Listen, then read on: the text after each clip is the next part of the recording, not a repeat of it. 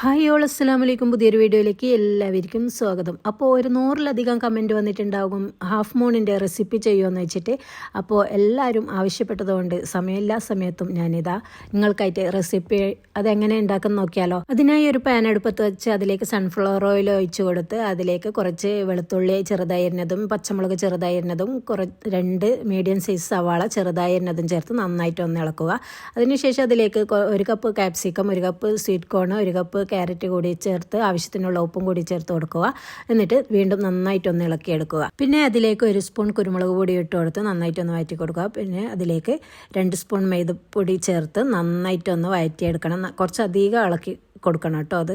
അതിനുശേഷം അതിലേക്ക് 2.5 കപ്പ് പാല് കൂടി ചേർത്തിട്ട് നന്നായിട്ടൊന്ന് ഇളക്കിയെടുക്കുക.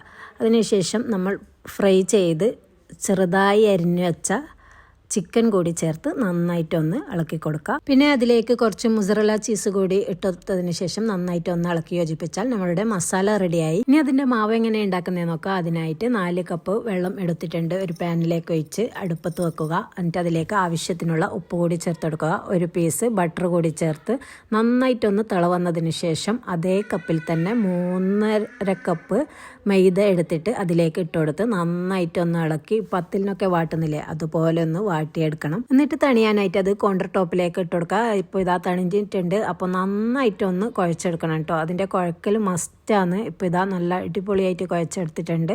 ഈ പരുവാവുന്നവരെ ഒന്ന് കുഴച്ചെടുക്കണം. ഇനി ഇതാ അതൊന്ന് 4 പീസായിട്ട് കട്ട് ചെയ്തിട്ടുണ്ട്. അതിൽ നിന്നൊരു പീസ് എടുത്ത് ഇതാ നന്നായിട്ടൊന്ന് പരത്തി കൊടുക്കുന്നുണ്ട്.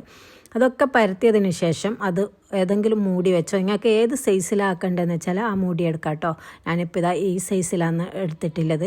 അപ്പോൾ അതൊക്കെ കട്ട് ചെയ്തിട്ട് അങ്ങ് എടുക്കുക. ആ റൗണ്ട് ഷേപ്പ് ആക്കിയിട്ട് എടുക്കണം. ഇനി അതിൽ നിന്ന് ഒന്നെടുത്ത് അതിൻ്റെ ഉള്ളിലേക്ക് നമ്മൾ റെഡിയാക്കി വെച്ച ഫില്ലിങ്സ് വെച്ച് കൊടുത്തിട്ട് നന്നായിട്ടൊന്ന് പ്രസ് ചെയ്ത് കൊടുക്കുക. ഇതിന് മൈദേൻ്റെ ഒന്നും ആവശ്യമില്ല കേട്ടോ. മൈദ പശയോ ഒന്നും ആവശ്യമില്ല. ഇതന്നെ ജസ്റ്റ് അമർത്തി കൊടുത്താൽ നന്നായിട്ട് അവിടെ ഒട്ടുന്നതാണ്.